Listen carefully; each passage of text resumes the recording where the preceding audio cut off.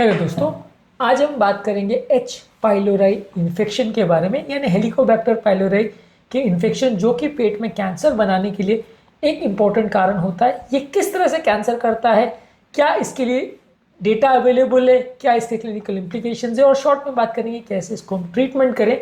ये चीज़ों को आज हम समझने का प्रयास करेंगे कि हेलिकोबैक्टर पाइलोराई जो कि बेसिकली एक बैक्टीरिया है पेट के अंदर जो नॉर्मली काफ़ी लोग में रहता है, ये बैक्टीरिया किस तरह से लोगों के लिए कैंसर का एक इंपॉर्टेंट कारण बनता है। आज इस एस्पेक्ट को हम डिस्कस करने का प्रयास करेंगे। टॉपिक पर जाने से पहले जो लोग हमारे चैनल पर नए हैं उन्हें रिक्वेस्ट करूँगा कि चैनल को सब्सक्राइब करें, वीडियोस को लाइक करें, शेयर करें, फॉलो करें, कमेंट करें, पूरा देखें। टॉपिक बहुत ही इंपॉर्टेंट है इसलिए एंड तक देखिएगा। चलिए शुरू करते हैं इंपॉर्टेंट वीडियो।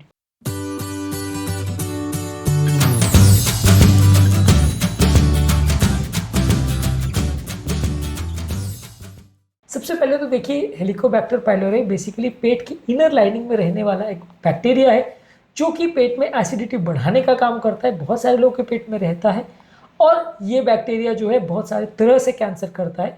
सबसे पहले तो ये है कि ये पेट में कंटिन्यूसली सूजन या इन्फ्लेमेशन करता है और जब भी किसी एरिया में कंटिन्यूस सूजन इन्फ्लेमेशन रहती है तो वहाँ इनर लाइनिंग में सेल्स में चेंजेस होना चालू हो जाते हैं, जिसकी वजह से कैंसर होने का चांस बढ़ जाता है।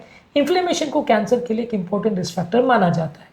इसके अलावा ये करता है गैस्ट्रिक एट्रोफी, जिसके अंदर ग्लैंडुलर लेयर के जो सेल्स होते हैं स्टमक के अंदर, गैस्ट्रिक ग्लैंडुलर सेल्स बोलते हैं, ये सड़ने लगते हैं, एक तरह से एट्रोफी हो जाते हैं, ये अंदर से खराब हो जाते हैं, ये सेल्स काम करने लायक नहीं बचते और ये एट्रोफाइड सेल्स जो है ये बाद में कैंसर वाली कंडीशन को डेवलप करने के एक इंपॉर्टेंट कारण बनते हैं। इसके अलावा हेलिकोबैक्टर पाइलोरिया एक मेटाप्लेजिया का प्रोसीजर कर सकता है। मेटाप्लेजिया का मतलब ये है कि सेल्स का जो कैरेक्टरिस्टिक है वो चेंज हो जाता है, जिसकी वजह से सेल्स जो है, जो पहले पेट की लाइनिंग के जैसे सेल्स दिख रहे थे वो इंटेस्टाइन के सेल्स के जैसे उनका ट्रांसफॉर्मेशन होता है। बेसिकली मेटाप्लेजिया का मतलब ये है कि सेल्स की जो क्वालिटी है या टाइप है वो अपने आप में चेंज हो जाता है, जिसकी वजह से सेल्स दूसरे तरह का काम करने लगते हैं, उसके ऐसे दिखने लगते हैं और कई बार इस प्रोसेस में सेल्स जो है वो उनका नेचर चेंज हो जाता है, जिसकी वजह से कैंसर होने का चांस बढ़ जाता है। इसके अलावा हेलिकोबैक्टर पाइलोरिया एक कुछ म्यूटेशंस कर सकता है सेल्स के अंदर। ये कुछ टॉक्सिक सब्सटेंसेस बनाता है जैसे कैग ए और वैक ए। ये बेसिकली जो है सेल्स के इनर लाइनिंग के जो डीएनए है उसको डैमेज करता है, जिसकी वजह से कैंसर होने का चांस बढ़ जाता है।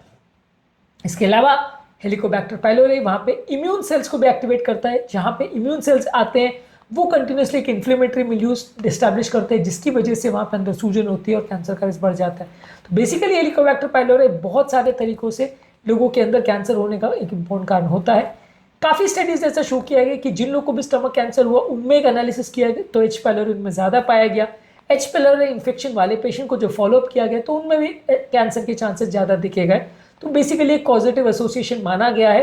इसके अलावा international agency for research on cancer यानी IARC द्वारा भी इसे कैंसर के लिए ग्रुप 1 कार्सिनोजन में शामिल किया गया, यानी कि किसी भी इंटरनेशनल सोसाइटी के दिमाग में कोई संशय या डाउट नहीं है कि ये कैंसर का एक बहुत इंपॉर्टेंट कारण है और इसको बचना या इससे अपने आप को बचाना कैंसर की रोकथाम में एक इंपॉर्टेंट स्टेप माना जाएगा। पेट की कैंसर की बात कर रहा हूँ, बाकी कहीं पे कैंसर नहीं करता, स्टमक के अंदर कैंसर का एक इंपॉर्टेंट कारण माना जाएगा।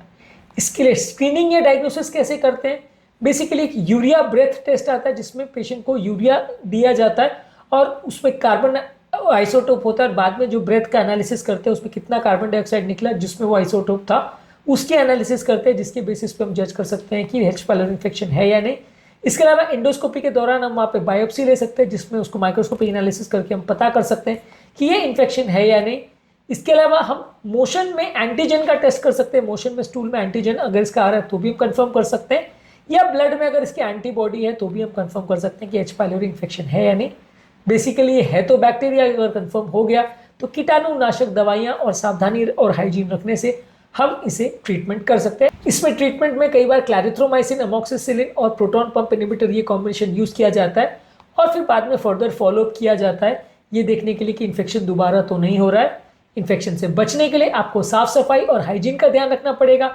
इससे बचने के लिए आपको सैनिटेशन का ध्यान रखना पड़ेगा, जो खाना पीना आप खा रहे हो उसके माध्यम से कीटाणु ट्रांसफर ना हो इसका ध्यान रखना पड़ेगा। ताज़ा फल सब्जी और एंटीऑक्सीडेंट ज़्यादा लीजिए, प्रोसेस फूड कम लीजिए, शुगर और नमक वाली चीज़ें कंपेरेटिवली कम रखिए।